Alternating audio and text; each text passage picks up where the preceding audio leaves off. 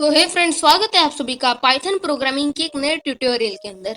Friends, इस video में हम देखने वाले हैं कैसे मैच केसेस का यूज करके हम कंडीशंस को लिख सकते हैं। प्रीवियस वीडियो में हमने देखा था कि कैसे हम इफ एल्स स्टेटमेंट का यूज करके कंडीशंस को लिखते हैं, लेकिन उसका एक ऑल्टरनेटिव मेथड आपको पता होना चाहिए। इस चीज को ध्यान में रखते हुए मैं इस वीडियो को बना रहा हूँ। फ्रेंड्स, इस वीडियो में हम देखने वाले हैं कैसे मैच केसेस का यूज करके भी हम कंडीशंस को लिख सकते हैं। अब फ्रेंड्स, कंडीशंस को लिखने की दो मेथड्स होती हैं, एक होता है इफ एल्स स्टेटमेंट और एक मेथड होती है मैच केसेस। अब ये जो सेकंड मेथड है ये आई थी पाइथन के अंदर पाइथन 3.10 वर्जन में। और फ्रेंड्स, उसके बाद जितने भी वर्जन आए सारे वर्जन्स में ये टेक्निक अवेलेबल है, लेकिन प्रीवियस वर्जन्स में ये टेक्निक अवेलेबल नहीं है। तो इसीलिए आपको ये चीज ध्यान में रखनी होगी कि आप लेटेस्ट अपडेटेड ही वर्जन यूज कर रहे हो पाइथन का। अगर आपको चेक करना है कि आपका VS कोड कौन सा पाइथन का वर्जन यूज कर रहा है, तो सिंपली आपको सेटिंग के अंदर जाना है, कमांड पैलेट के अंदर जाना है और आपको यहाँ पर सिलेक्ट इंटरप्रेटर सर्च कर देना है।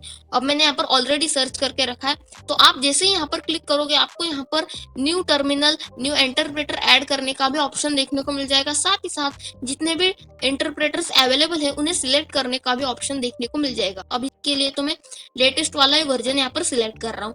अब बात करते हैं मैच केसेस के बारे में। फ्रेंड्स, सबसे पहले मैं आपको इसका बेसिक आइडिया दे देता हूँ। ये क्या करता है, सपोज हमने x नाम का वेरिएबल बनाया, अगर उसकी वैल्यू 1 है तो क्या करना है, 2 है तो क्या करना है और 3 है तब क्या करना है। फ्रेंड्स, ये चीज हम कंफर्म कर सकते हैं मैच केसेस की हेल्प से। मतलब क्या, अगर वैल्यू 1 है तो कौन सा कोड रन किया जाए, वैल्यू 2 है तो कौन सा कोड रन किया जाए, इस टाइप की कंडीशंस हम क्रिएट कर सकते हैं मैच केसेस के थ्रू।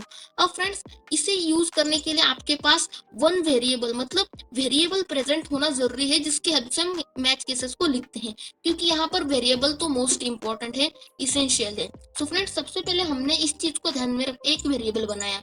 सिंपली मैंने x नाम का वेरिएबल बनाया और उसके अंदर मैंने इनपुट को डाल दिया।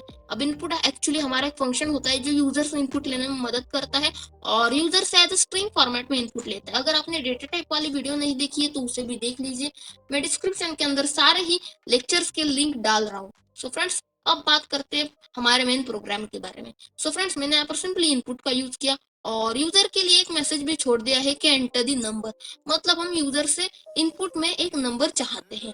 फ्रेंड्स, इसी चीज को अब हमारा जो ये प्रोग्राम है वो प्रोसेस करेगा। आप यहाँ पर देख सकते हो variable x with input system. ये इनपुट सिस्टम है और जो भी यूजर इनपुट देगा वो सिंपली x के अंदर स्टोर हो जाएगा, जिसकी हेल्प से अब हम आगे उस इनपुट को प्रोसेस करके कंडीशंस को लिख सकते। अब हमने सिंपली मैच कीवर्ड का यूज किया, x को लिखा, जो हमारा वेरिएबल है उसे लिखना है हमें और हमें कोलन लगाना है और फिर अब हम कंडीशंस को लिख सकते हैं। अब इसमें कंडीशंस को कैसे लिखते हैं, ये हमारी फर्स्ट कंडीशन है। अब इसे मैंने कैसे लिखा है आप देख सकते हो, सिंपली मैंने केस कीवर्ड का यूज किया और वेरिएबल की जो वैल्यू होनी चाहिए उस वैल्यू का यूज किया। मतलब अगर वेरिएबल की वैल्यू 1 होगी तब ये चीज रन हो जाएगी, लेकिन 1 डायरेक्ट 1 नहीं, स्ट्रिंग फॉर्मेट में 1, क्योंकि हम तो यूजर से इनपुट एज स्ट्रिंग फॉर्मेट में ही ले रहे हैं ना, इसीलिए मैंने यहाँ पर स्ट्रिंग फॉर्मेट का यूज किया है, स्ट्रिंग का यूज किया है बेसिकली। तो अगर x की वैल्यू 1 होती है तब ये कोड रन हो जाएगा और अगर x की वैल्यू 2 होती है तो ये कोड रन हो जाएगा। आप देख सकते हो सिंपली हमें केस कीवर्ड का यूज करना है, उसके बाद हमें उस वैल्यू को लिखना है जो वेरिएबल की होनी चाहिए इस कंडीशन को रन करने के लिए, और उसके बाद हमें इनपुट का यूज करना है। इनपुट कौन सा इनपुट जो हमने ऊपर लिया था उसके हिसाब से अब हमें कंडीशन को लिखना है और उसके बाद हम कोलन का भी यूज करते हैं एक्चुअली वैल्यू के बाद। अब बात करते हैं सेकंड कंडीशन को कैसे लिखा है। मैंने सेकंड कंडीशन को भी बिल्कुल सेम मेथड से मैंने लिखा है। अब बात करते हैं एल्स कंडीशन के बारे में। जैसे इफ एल्स स्टेटमेंट के अंदर हमारे पास एक एल्स होता है जिसे हम यूज करते हैं अगर कोई कंडीशन रन नहीं होती है तो ये कंडीशन ऑब्वियसली रन हो जाएगी इस चीज के लिए। अब यहाँ पर एल्स कैसे क्रिएट करना है, सिंपली हमें केस कीवर्ड का यूज करना है और कोई वैल्यू देने के बजाय हमें यहाँ पर अंडरस्कोर का यूज करके डायरेक्टली कोलन लगा देना है और उसके बाद आप जो भी कोड लिखोगे वो सिंपली यहाँ पर एक एल्स कंडीशन बन जाती है। अब इस चीज को आपको अच्छे से समझ में आए ये चीज, इसके लिए मैंने यहाँ पर एक ब्लॉग भी लिखा है हमारे वेबसाइट के ऊपर जिसका नाम है giteshwag.com। आप वहां पर जाकर ये कोड को एक्सेस कर सकते हैं, साथ ही साथ इसके अलावा इसके बारे में और भी इंफॉर्मेशन गेन कर सकते हैं। तो सिंपली सबसे पहले मैं ये आपको ये प्रोग्राम रन करके दिखाता हूँ। सिंपली मैंने यहाँ पर टर्मिनल खोल लिया है, इस बटन को आपको क्लिक करना है और एक्सटेंशंस के बारे में तो ऑब्वियसली मैंने पिछली वीडियो में बता ही दिया है। आपके पास ये सारे एक्सटेंशंस होने चाहिए पाइथन का कोड रन करने के लिए वीएस कोडियम के अंदर। साथ ही साथ एक इंटरप्रेटर भी होना चाहिए। अगर आपके पास ये चीजें नहीं है तो सॉरी, पर आप पाइथन को रन नहीं कर सकते। इसका एक पूरा प्रोसेस होता है इंस्टॉलेशन वगैरह का। तो अगर आपने वो चीज नहीं करी है तो मैं रिकमेंड करूंगा कि हमारे प्लेलिस्ट के ऊपर जाइए, वहां पर सारी चीजें अवेलेबल है। सिंपली यहाँ पर कोड रनर की हेल्प से बटन आता है, सिंपली इसे हम दबाएंगे तो यहाँ पर कोड रन हो जाएगा। अब ये पूछ रहा है एंटर दी नंबर, और इसी के सामने अब हम इनपुट देंगे। हम मतलब कौन, यूजर।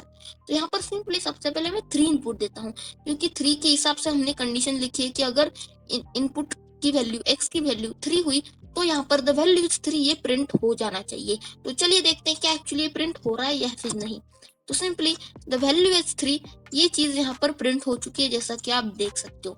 अगेन हम रन करके देखते हैं अनदर कंडीशन से रन हो रही है कि नहीं, ये चेक करने के लिए अब मैं एल्स कंडीशन का यूज करता हूँ, कुछ अलग ही इनपुट दे देता हूँ।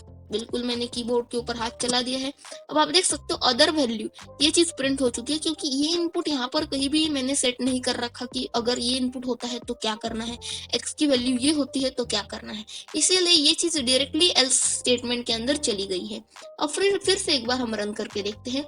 सिंपली एंटर दी नंबर, और इस बार मैं 1 फर्स्ट कंडीशन को रन करके देखता हूँ। 1 दूंगा इनपुट, तो द वैल्यू इज 1, ये चीज प्रिंट हो चुकी है। सो फ्रेंड्स, इसी तरह हम मैच केसेस का यूज करके कंडीशंस को लिखते हैं। सो फ्रेंड्स, आपको इस लेक्चर के नोट्स giteshwag.com के ऊपर देखने को मिल जाएंगे। हमारे जो कि हमारी वेबसाइट है उसका लिंक भी मैं डिस्क्रिप्शन के अंदर डाल रहा हूँ। सो फ्रेंड्स, नेक्स्ट जो वीडियो आएगी उसके अंदर हम एक धमाकेदार प्रोजेक्ट को क्रिएट करने वाले हैं, जो कि होगा कैलकुलेटर। अब ये कोई नॉर्मल सा कैलकुलेटर नहीं होगा, इसके अंदर हम काफी एडवांस चीजों का यूज करेंगे, जैसे प्लस माइनस, एडिशन, सब्सट्रैक्शन, ये चीजें तो होंगी ही, साथ ही साथ पावर कैलकुलेशन जैसे कॉम्प्लेक्स कैलकुलेशन भी होने वाले। सो फ्रेंड्स, आई होप आपको ये लेक्चर समझ में आया होगा। अगर आपने प्रीवियस लेक्चर नहीं देखे तो आपको वो भी देख लेने हैं, क्योंकि नेक्स्ट प्रोजेक्ट को क्रिएट करने के लिए सारे के सारे कॉन्सेप्ट का, जितने भी हमने अभी तक लेक्चर्स में सारे के सारे कॉन्सेप्ट पढ़े हैं, उन सभी कॉन्सेप्ट का यूज होने वाला है। So friends, thank you for watching this lecture. मिलता है नेक्स्ट वीडियो में।